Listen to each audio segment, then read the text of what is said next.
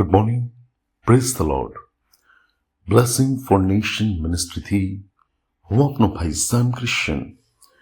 ઈશ્વર પિતાએ આજે આપણને આપેલા આજના એક નવા સુંદર દિવસે આપને પ્રભુ ઈસુ ખ્રિસ્તના નામમાં પ્રેમી સલામ પાઠવું છું. આજે આપણે ઈશ્વરના અદ્ભુત અને ખાતરીદાયક વચન પર મનન કરીશું. પુરાણ નિયમનું પુસ્તક તેનો 20મો અધ્યાય તેની 4th કલમ. ત્યાં પ્રભુનું વચન પવિત્ર શાસ્ત્ર બાઇબલમાં કહે છે, કેમ કે તમને બચાવવાને, તમારે પક્ષે રહીને તમારા શત્રુઓની સામે લડવાને તમારી સાથે જે જાય છે તે તો યહોવા તમારા ઈશ્વર છે. ખ્રિસ્તમાં મારા વાલા ભાઈઓ અને બહેનો, આપણે જે જગતમાં વસીએ છે એ જગતની અંદર સંકટ છે, સુદ્વેષી લોકો છે, શત્રુઓ છે કે જે આપણા હિતની વિરુદ્ધમાં કાર્ય કરતા હોય છે. ત્યારે એ પરિસ્થિતિઓની અંદર મારે અને તમારે શું ગભરાઈને જીવન જીવવું, મારે અને તમારે શું અસુરક્ષિતતાની અંદર જીવવું, મારે અને તમારે શું એવું સમજવું કે મારું કોઈ નથી આ પરિસ્થિતિમાં કે જે મારી બાબતોને માટે યુદ્ધ કરી શકે. ત્યારે વાલાઓ, પ્રભુનું વચન આપણને કહે છે કે મારા લોકો જ્ઞાનના અભાવે નાશમાં જાય છે. તો એક એવા જ્ઞાનની આપણને જરૂર છે કે જે જ્ઞાન આપણને હંમેશા ભયભીત અવસ્થામાં નહીં, પરંતુ એક વિજયવંત અવસ્થામાં આગળ વધવા માટે સહાય કરે. અને એ છે ઈશ્વરનું એક એવું વચન કે જે વચન આપણા માટે સદાકાળ માટે આપણા જીવનોને સારું આપવામાં આવેલું છે. પ્રભુનું વચન કહે છે કે જુઓ, જગતના અંત સુધી હું તમારી સાથે છું.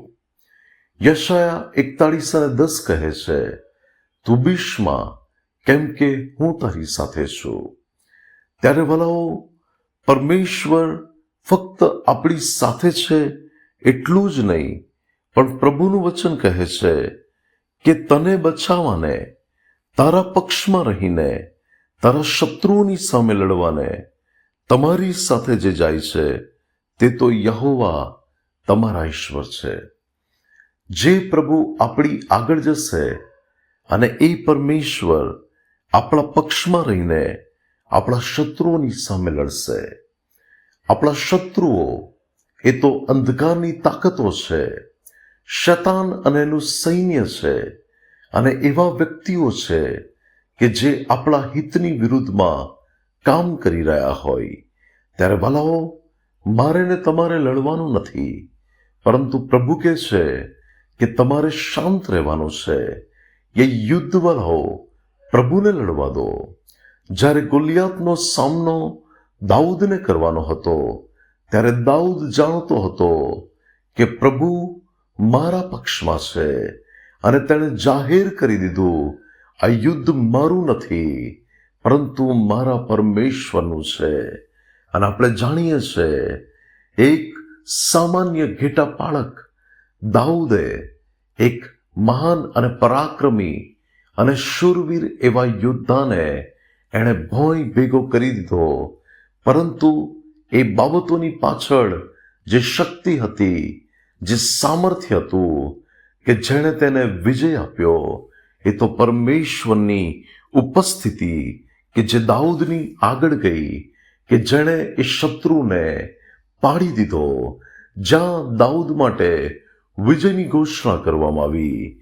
ભલાઓ, એ જ પરમેશ્વર તમારી જે પણ પરિસ્થિતિઓ કે જેમાં તમે આજે સંઘર્ષ કરી રહ્યા હોય, તમારી જીવનની એવી બાબતો કે જેની સામે તમને એવું લાગે કે હું નિર્ગત છું આ પરિસ્થિતિઓની સામે થવા માટે, તો તમારે માત્ર પોતાની જાતને સમર્પણ કરીને પ્રભુને કહેવાનું છે કે પ્રભુ, તમે મારા પક્ષમાં રહીને આ પરિસ્થિતિઓની સામે લડો, અને એ પરમેશ્વર તમારા પક્ષમાં રહીને તમને વિજય આપશે.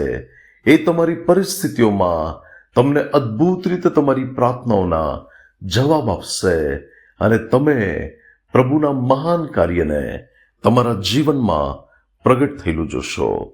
પ્રભુ આજના પવિત્ર વચન દ્વારા આપણને આશીર્વાદિત કરે.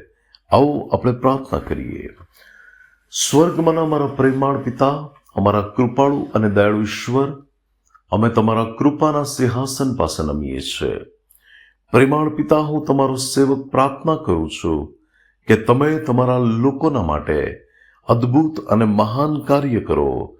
પ્રભુ, તેઓનું યુદ્ધ તમે લડો, તેઓની પરિસ્થિતિ તમે બદલો, તેઓના હકમાં તમે અદ્ભુત ચમત્કાર કરો અને તમે તેઓના દ્વારા માન, મહિમા અને ગૌરવ પામો. પ્રભુ ઈસુના નામે માંગીએ છીએ. આમીન. May God bless you. Have a blessed day. Shalom.